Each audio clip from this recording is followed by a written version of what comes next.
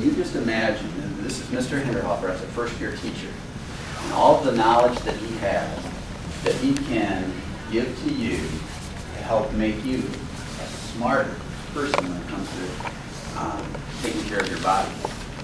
And I'm just so impressed with him and all of our full R scholars here who know all about this technology, because really when he talks about you being fortunate, many schools don't have this technology, and also most physical educators don't have the information, the data that he has, and then for him to go and analyze it and then be able to share that with you.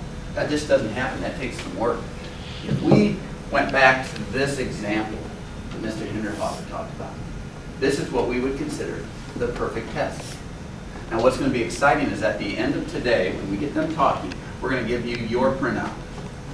Your printout, your own individual printout. It will say what your heart rate was doing every 5 seconds you were taking the test.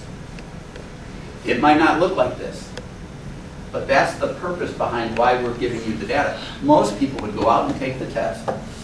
They would do the mile run. We would have no idea how hard anyone worked. Maybe Kennedy didn't work hard. Maybe she wasn't feeling good, so she's just going to walk around. She was having a bad day. And then in the spring, she's feeling great. She puts this great effort in. Well, she didn't put a very good effort in the fall, but she put a great effort in the spring. Do you think she's going to improve with her mile time? Yes. Yeah, absolutely. Was it because she got her heart stronger, or was it because she put in more effort? She put in more effort. There you go, Morgan. Put in more effort. How would we know that? As a teacher, I have no idea. Oh, wait, I do know. Why? Because we have this tremendous technology, these heart monitors. We can take this information, we can retrieve it, and now, most importantly, we can share it with you so that you, as a student, can analyze that data. You can reflect back and think what we did.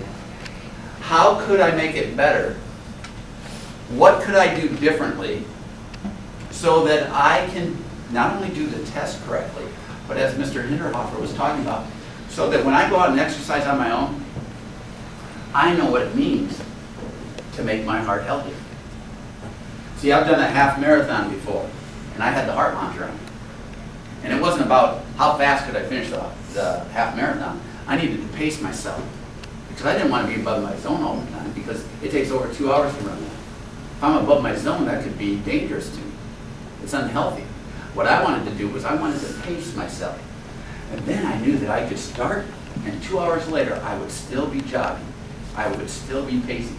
So this test is not about, can you necessarily run faster than everybody else in class? Can you understand the concept of pacing, number one? And then can you understand it enough that when we test again in the spring, I'm going to put in the exact same effort. It's going to look just like that again. Now, if my effort's the same in the fall and my effort's the same in the spring, and my time is less, what does that tell you about what happened? Jordan?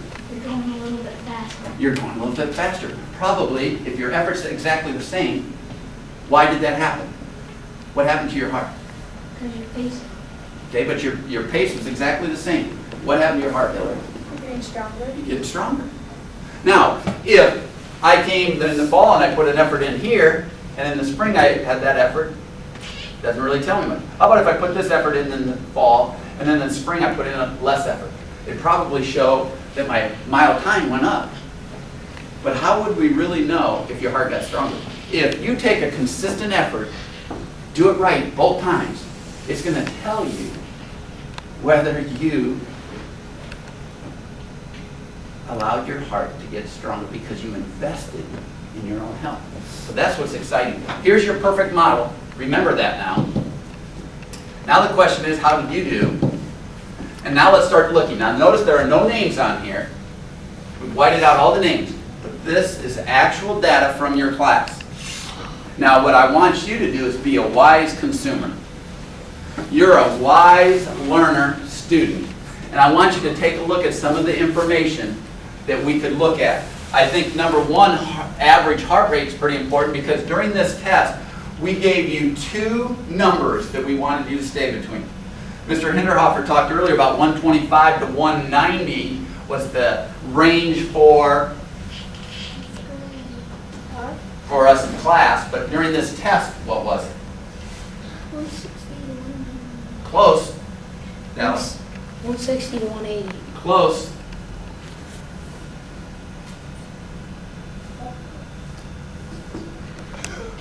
Ryan? 150 to 190. No. 190 is correct. You got the top zone. Would be 165 to 190. closer. Dakota? 180 to 190. Okay, we even gave you a little bit of a leeway there. We said 65. no, 170. 170. 170 and 190. We gave you the instruction that day. This was a while ago, so I understand how you might not know it. So 170 to 190, here's the zone. This is the top of the zone, 190. Here's where the test starts. Here's marker 1, marker 2. So you're looking at this in between here. Average of 187 during that time, because you see the check marks here. That means that it takes out all this, takes out all of that, and gives us an average in the zone. Okay, the average was 187 during that test. Did that fall between 170 and 190? Yes. Okay, so was that good? Uh-huh. All right. Do you think they stayed up pretty close to this line? Yep. Yeah. What would you say wasn't so good about that? If there was anything that you'd say that maybe it was a little questionable. Lane? The one that was way down. Well, that was before the test. Right. But right here, what would you say about it? What's it look like? It's going up, down, up. Okay, it looks like a mountain range, doesn't it? Okay, so do you think they're demonstrating pacing, or do you think they might have walked and ran, or went real slow, then sped up, then real slow? Okay, do you see how that heart rate data tells us that? I might not remember as a teacher what you did that day. I don't. But all I have to do is look at that printout, and now I know. More importantly, you can look at that data, and now you're going to know how you did it. Because our goal is, as a 4th grade student, when you do the mile run, we're not testing you on how fast you do it. We're testing you on whether you understand pacing and you can do it in a safe manner. We want you to have that knowledge. Here's the next one. Raise your hand and tell me what you think about that graph. From looking at it, you know what the two areas are we're going to look at. We're going to look at average heart rate. Somebody tell me about average heart rate first. Tell me what you notice. It's Raise your hand, thank you. Brandon. It's real high in one spot, and then it's real low in one spot. Okay. And what's the average? Can you see that? No. Jennifer, what is it? 166. 168. 168. Brandon, did that fall in our range, that average? No. So we weren't successful on that, were we? Now, Brandon, you talked about, we got some big mountain ranges there, don't we? Yeah. What do you think? Did they understand? We don't know who it is. This could be you. It could be Hillary. It could be anyone in here. But did they demonstrate pacing? No. Okay? So if I'm a learner, I take a test, I find out I didn't do very well on a test. Let's say it's a math test. I didn't do very well. And we know that that math test, the next math test we have to know this knowledge. Do you want the teacher just to go on and say, well, that's too bad, you didn't get it, we're just going to move on? Or would you like them to say, hey, reteach me, show me how to do this properly? Yeah. Well, guess what? We're not talking about a test. We're talking about your health for life. This is about your lifestyle. It's about your health. It's not about whether you could run a mile run faster than Matt or Jacob. It's not about that at all. It's about, do you understand how to take care of yourself? And we have the ability to do that with our heart rate monitor. How about this test? Jordan? Pretty good. Pretty good? Why do you say that? Because it's like right in the range. Okay, here's the average. Lane, tell me the average. 153 beats per minute. Okay? Jordan, what's our average supposed to be? 170 to 190. Okay, was it in there? Okay. Now, let's take a look at this. This is the top of our zone. Do you see it being steady? Straight line almost, like that first one? Is it almost a straight line across here? Or is it up and down? Up and down. Okay. What do you think about that example now? Maybe like slowing down and then going up. Okay, slowing down and going up so that they can level it out, right? So this has some work to do, doesn't it? How about that one? Hillary? Hold it. It's a little wiggly. Yeah, a little wiggly too. 153 heart rate again. Let's take a look at another one. How about that one? That's pretty Ryan? That one seems pretty good. Okay, average heart rate 165. Here we go here. Look at down here.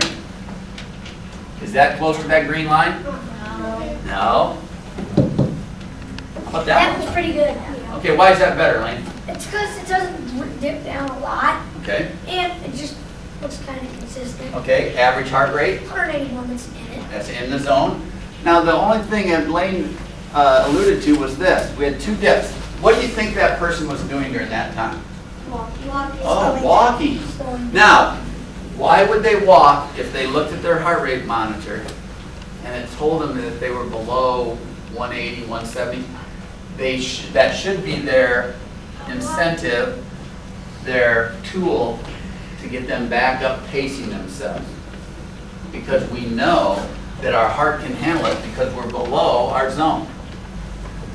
That's the beauty of taking a look at this, but overall, not bad. Now, my question to you is, this was the first time you did the test, correct? Do you think I expect as a teacher, the first time you ever do the test, and it's the first time you even got to practice the whole test, we did pacing but not the whole test, do you think I would expect you to be perfect on it? No. What's great about it is, if I didn't have this, how could I really drive the point home and help you to understand that? If we didn't have the heart monitors to take that data and just look at it, and when you're jogging in the gym, what happens is most of the time, Ms. Vermeer, what happens most of the time when the kids come in, they walk in class, and then we have our fast music, and they jog for 1 minute before they go to do their stretches. Do you think they go too fast or too slow? Too fast. Absolutely. She knows that. Why? Because we've looked at the data. We've gone back and looked at the individual heart rates in the classes, and here's what happens, is we see that spike way up. It doesn't show what we're trying to tell you. Start slow. Remember Mr. Hinterhofer said in that mile run, that first couple laps, we don't even care if you're up to the top of that zone yet. You're gradually climbing that mountain. So what happens is we usually start too fast. And then we get tired, then we're going to slow down, we're going to walk. Oh, then I'm going to look down and drop way down, so now I'm going to speed up. And when I speed up, I'm reacting to it being so low, so I go really fast. Now it spikes way up, and that's how you get the mountain range. For the most part, this person did a pretty good job. If that's yours, good for you. Now what I would say is, recognize that when you walk and it drops down there, I'm going to know that. But more importantly, when you go to analyze your information, you're going to know. How about that one? Not very good. Not very good. We had some drops. Now, a couple of times when this happens, the heart monitors have a great feature in them. Right here, when you see a straight line, what happens is it's disconnected, and you see zeros, and remember we say, don't worry about that. The reason is, when it has a straight line like that, it's going to have an automatic correction mode. Whatever your heart rate was at that time, which is it's about 182 here, it'll just keep it at 182 until it reconnects. And so it just took a little time and it reconnected. So it just averages the 182. Didn't hurt you at all, even though your heart rate monitor said 0, it was still recording where it was the last time it was connected. But we also had somebody that then chose to walk. And you can see the difference there. How about that one? Pretty good. Pretty good. 186.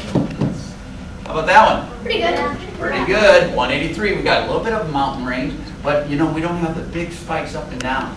That's showing pretty good pacing.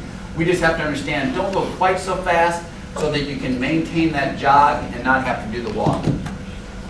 How about that one? That's pretty good. You know what? A 183 average, this is a fantastic test. Except for Delaney, come up and point to the one area you think where they could have done better in this test.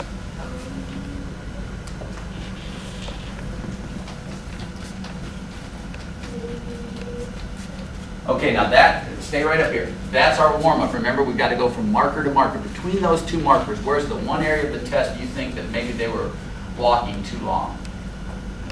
Perfect. Delaney can recognize that. How would you ever have known that unless we could look at your heart rate? Now, to me, for her to be able to, as a fourth grader, walk up here and recognize on a graph, this is more than PE. As Mr. Hinderhofer said, this is mind-body connection. This is like science. This is technology. This is actually the truth. Oh, I think I did a good job on the mile run. Oh, I think my heart rate was perfect. No. Guess what? This is the truth. This isn't my opinion. The truth is telling us what happened. Delaney came up here and said, you know what? During this part of the 1 mile run, that person wasn't working hard enough. She has that knowledge. Today you're going to take your sheet home. You're going to show your parents. You're going to talk to them about your mile run test. You're going to tell them why you were successful or not, how you could improve it. You're going to draw a graph on there. It's going to be the perfect mile run test. Then you're going to answer if you did it correctly or not, why or why not. You're going to have them sign it. You're going to bring it back. And we're going to look at what you think you need to do to correct so that we have pacing.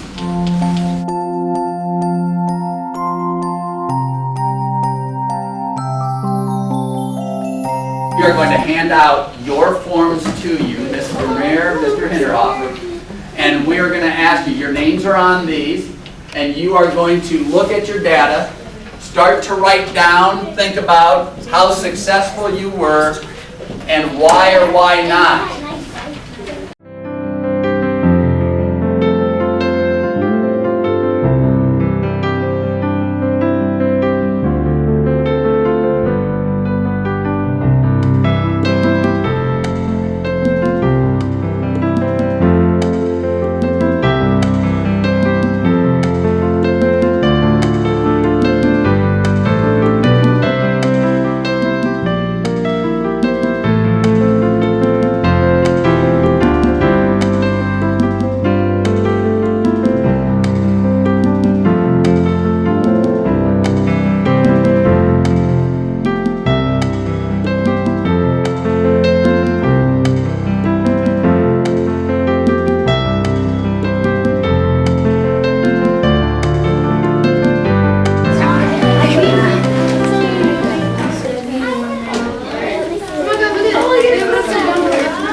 Now, Andrew, I want you to look at this. What do you think about that? Yeah, why is that pretty good? Did you pace? Were you up towards the top of your zone? Yeah. Absolutely. Your average heart rate was 181? That's a perfect test right there. You know that you understand pacing. You did it at the proper speed for you. That's a perfect test. You couldn't ask for a better test. That was fantastic. She asked me a question, and her graph kind of looked like this. And she's, I don't know, what did you say? What did I do during that time, or what? Yeah. Yeah, she was concerned because she thought, well, what do I do? And I said to her, Delaney, that was the end of the test. Look at this marker. And then she said, oh, that was the cool down. Exactly. See, she recovered, her heart rate recovered so well, and it just dropped down. Is that a good sign when your heart rate recovers and goes real low after you run? Yeah. Yeah. It means your heart doesn't have to beat very fast to get all the blood and oxygen where it needs to go. That's a great sign, Delaney, that your heart rate went down quickly. Awesome. So then you